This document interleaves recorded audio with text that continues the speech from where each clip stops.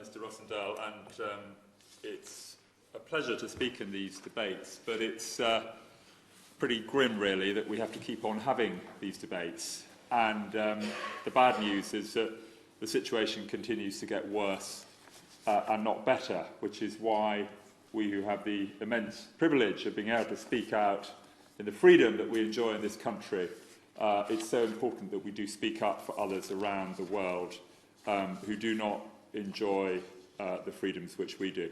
Now, I speak as a Christian myself, but I'm here this afternoon to stick up for the Uyghurs in China and all people of Muslim faith who are suffering persecution.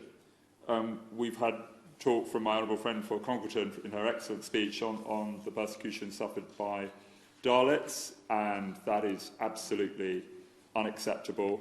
And we've heard of Hindus not being well treated in terms of distribution and aid and so on in Pakistan. And this debate is about freedom of religion or belief, and that, of course, includes the belief not to believe in God. And a very good Christian friend of mine, Ben Rogers, went to visit an atheist in prison in Indonesia a few years ago, a Christian going to the support of an atheist whose rights not to believe in God were being taken away. And they had a very interesting conversation about Mark's Gospel, I seem to remember. I don't know whether the atheist ever came to faith or not. I don't quite caught up with the end of the story. But I think it just does make the point that whether you are of faith or of any faith or have no faith, this debate is for you. And those rights are universal and they should be applicable all the way around the world. Having said that, I do note that, as indeed the former envoy on this issue said only in the chamber this morning, that Christians are the most persecuted group in the world, and that's something we just need to say and speak as the facts dictate. And what I think sometimes we don't realise in the more privileged West is that most Christians in the world are quite poor and disadvantaged. They are not wealthy, privileged people. They're often on the margins. They're often not in the mainstream, and it's more easy to take advantage of them. And although I think the decision on aid yesterday was unfortunately a regrettable one, noting our manifesto, I am grateful that combating religious persecution, combating persecution against those on the grounds of freedom of religion or belief does remain a Foreign Office priority, and that is very important indeed.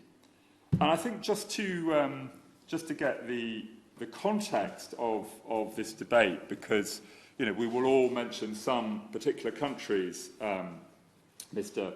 Rossendale, and that's absolutely right. I'm just going to read out the top 20 countries on the Open Doors 2020 World Watch List, because I think they need to be named so people are aware. Number one, no surprise, it's been there for a long time, is North Korea. But following that, Afghanistan, a country where there's been significant UK involvement for many years. Somalia, Libya, Pakistan, I think the major recipient of UK aid spending, and a Commonwealth country to boot. Eritrea, Sudan, Yemen, Iran, India at number 10. A proud member of the British Commonwealth, a great friend to this country, a huge friend of India. But sometimes friends have those conversations that they need to have that your friend doesn't always want you to have, and I think that is certainly the case with India as a fellow Commonwealth member. Then number 11, we go on to Syria, Nigeria, another Commonwealth country, Saudi Arabia, Maldives, Iraq, Egypt, Algeria, Uzbekistan, Myanmar, and Laos. They are the top 20. I think they just give an idea of the geographical spread of this issue, Mr. Rossendale. And as I say, things are getting worse. There are 260 million Christians living in World Watch List top 50 countries.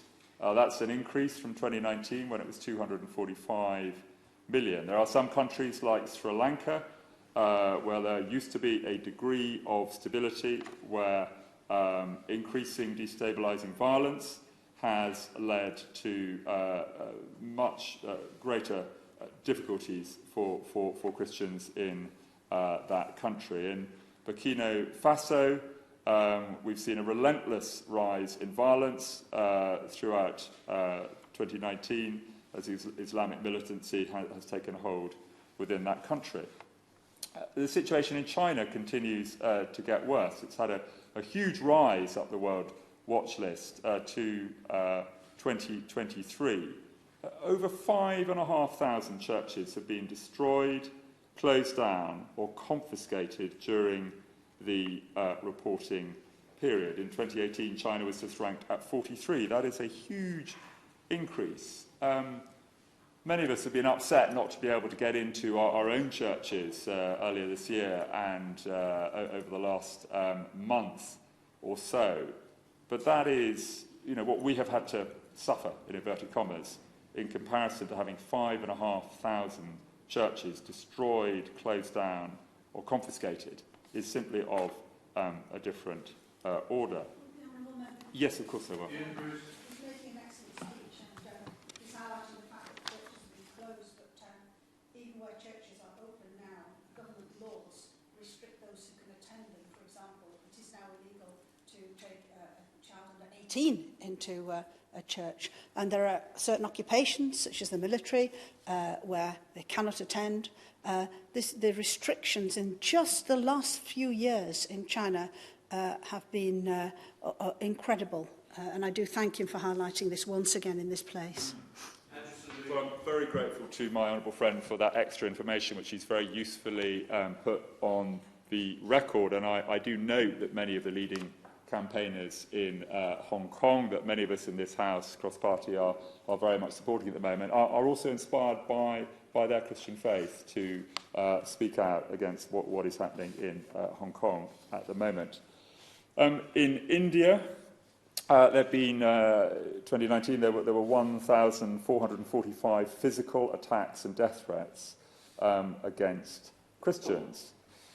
In Nigeria, it's estimated, again in the 2020 reporting period, that there were 1,350 Christians killed for their faith, and we know that abductions continue, often of children and young people. I was very privileged to have Leah Sharibu's mother in my office a few months ago, and just looking at the pain in her eyes that her daughter has still not been returned to her, encourages me to keep on speaking out on this issue.